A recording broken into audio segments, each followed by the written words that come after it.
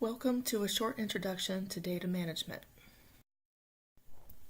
The purpose of this presentation is to provide a basic overview of the importance of responsible data management, talk about the ethical principles behind it as well as what data management includes, and to give you some resources. This presentation is approximately 7 minutes long. So why is data management important? Well, science is all about advancing knowledge.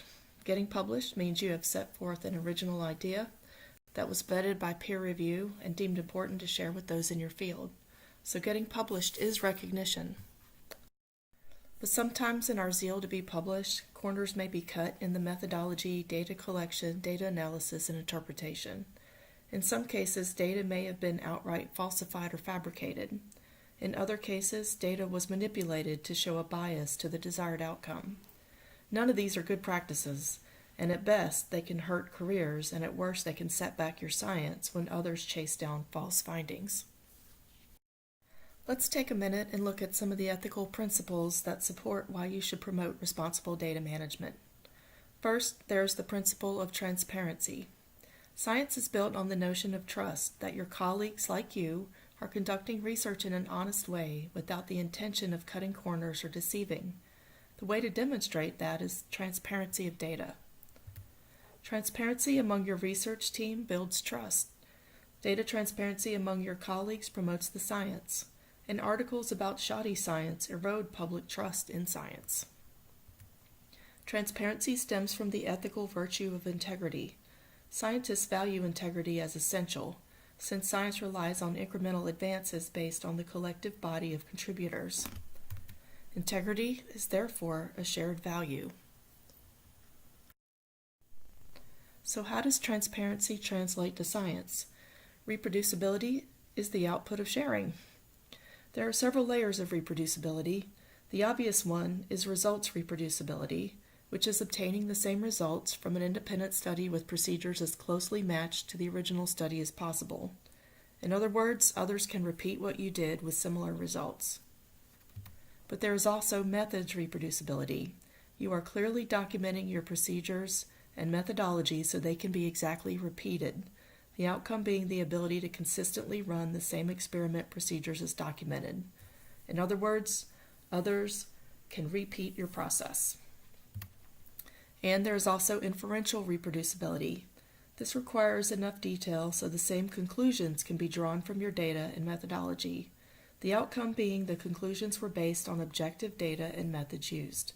In other words, your data shows what you say it does, and others get similar objective conclusions. So how do we ensure transparency and reproducibility? The best way is good data management practices.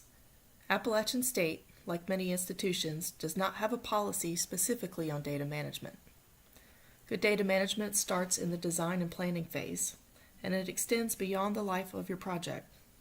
When you design your methodology, consider what data you need and how you will obtain it.